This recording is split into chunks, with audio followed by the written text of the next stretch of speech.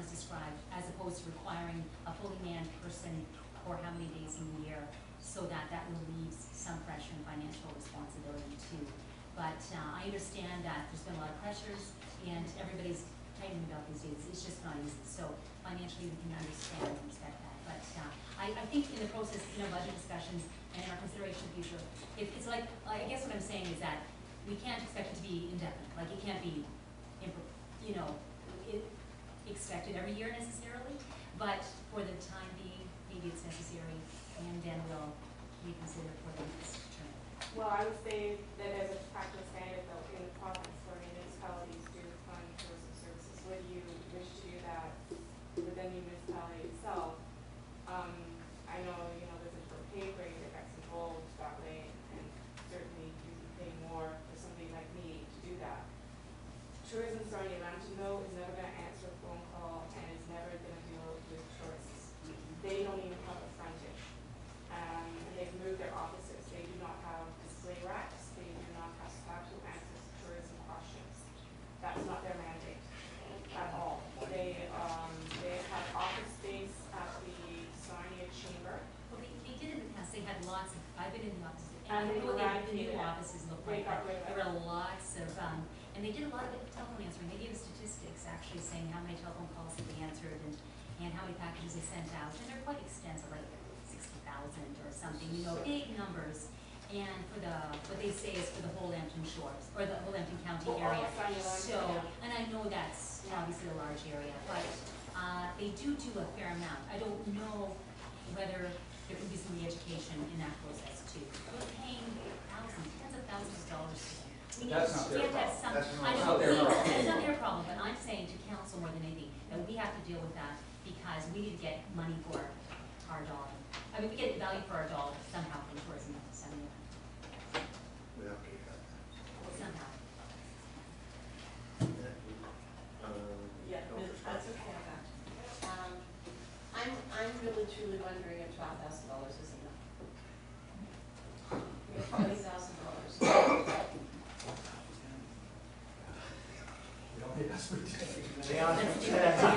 I figured two on top. Is it December? Councilor Russell.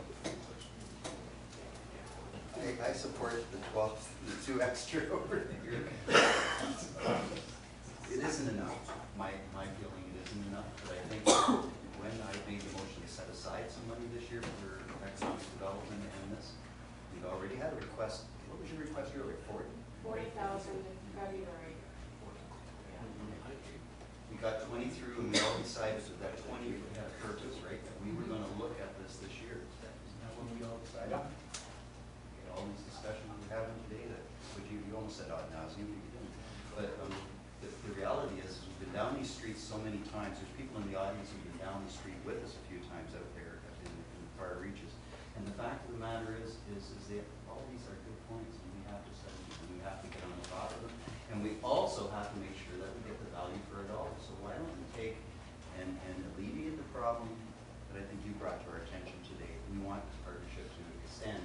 But the other money, I think what we should do immediately with our new next strat plan meeting is put together that, I forget what you called it. What did you call it? I call it a task force. We called it a task force. Economic But this is, you know what I'm saying? We got to take that 8 and let's put some energy into it immediately and answer the questions that we're hearing all around the table. Did I hear up to 12,000 with receipts? Well, I said receipts, yeah, we want to I guess get how it goes. I guess what we're saying is we're going to cover what I took from the motion was we're going to cover the costs that are there. This is a Band-Aid. We're putting a Band-Aid on this to stop the bleeding, to make this continue, and we're looking at it through strategic planning on how we're going to make it Can I just look? without the. Would that do the job for this year, and then we can It continue? gets us through to our fiscal year end, which is October 31st. Yes, because So- then we should be moving. But, in terms of planning for next year, our next year starts, and from a tourism perspective, advertising gets placed now, and cutoff is November. So unless there's advertising money to promote the area and ads are placed, you're not there for the 2012 season, right? That's the reality of the way it works.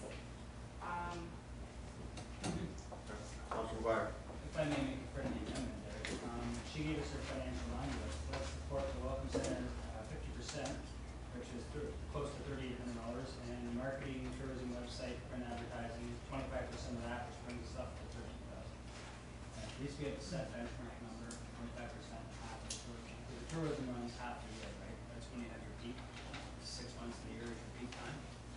But you're still Yeah. Manitou, don't you? Yeah, But you've also got grant money for students and stuff too. yeah, we get that money in May, and then the students are there June, July, and August, like I don't remember how many I've gone. Yeah. And then we're starting for 2012 season in terms of advertising. You know, one ad to take $2,000. What is the round number? 25%? Deputy Mayor Dag? Can I just make a point that, Is that a friendly amendment? Did you put out there? Yes. Do I have to say yes or no? Okay. Yeah. Okay. Agreed with that, that puts it up to 13. Deputy Mayor? I just want us to be prepared for the probable backlash from tourists, Yes.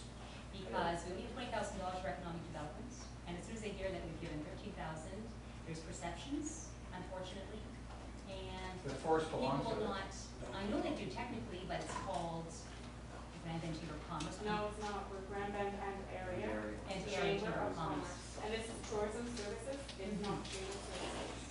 And I understand, and I appreciate that you do cover up for us, that you have those involved. Unfortunately, we're dealing with perceptions and assumptions oftentimes, and people, there could be a problem. Who knows whether it will become an issue or not, but when the council, the chambers only ask for 10,000, and then we give 13,000, and then, Well, we And asked so for people- 40,000. yes, but So this we time. negotiated 13. Yes, but this time we asked for 10, so there's an issue there that, the other areas, is it not wise to kind of spread it out in some way? I don't know, but, I just anticipate some kind of a backlash, unfortunately. And you're from Forest, so why don't you speak? I guess. No, further. With that in mind, I suggest we put out a news release as to why we're doing this, and put my number down there, because I'm the council and residents, and I'm willing to answer anybody's question as to why this is necessary. Because we don't have any tourism services at all in Lambton Shores, which is a problem we identified. And to have the one tourism service that we have go belly up, simply because it's got Grand Bend in the name, is rather silly, considering there are businesses from Forest that are also members of the Chamber of Commerce there, and it's good for the greater good of the whole community and the businesses as a whole. And the press is here too. Did you get that down? Councillor Scott, and then we're gonna have to wrap this up. The BIA has come forward to us, I believe, twice this year, and we've gone along with both things that they did. One was the loan for the enhancement of the gates, and the other one, I believe, was to be able to put signs out on the sidewalk and stuff. So I mean, we've been partnering with them, so even though we haven't given them a sum of dollars, we have been working with them, and they have a payment out to do this. Mr. Mayor, just a point of order, if I just speak to that. We cannot confuse BIA with chamber. They're totally different things. The BIA is a business improvement specific to an area. This is a chamber that is doing extracurricular work called tourism. And correct me if I'm wrong, you led the strategic planning. Didn't we say that tourism was our big economic driver along with agriculture? Agriculture is number one. All right, but tourism is up there, right? Oh, yeah. And I'm from Lambton Shores. And so if this economy is served by this service, I don't care if I live in Petunieville. It's going to impact on the bottom line of Lambton Shores. And so I think we need to explain that and get off this kick about territoriality. That's all I have to say. Territoriality. Yeah. To do work. I'm from Hoboken. Okay. So the motion now is for up to Up to 13,000. 50,000, was it 25% of? 25% of the advertising portion, which is roughly 9,200 and 3,800, is half the cost of the operating. And the other one was the, so what was it up to, how much would be that? Well, it's 13,725, down pennies, but just say 13. Everyone's clear on the motion. Up to the, I know it's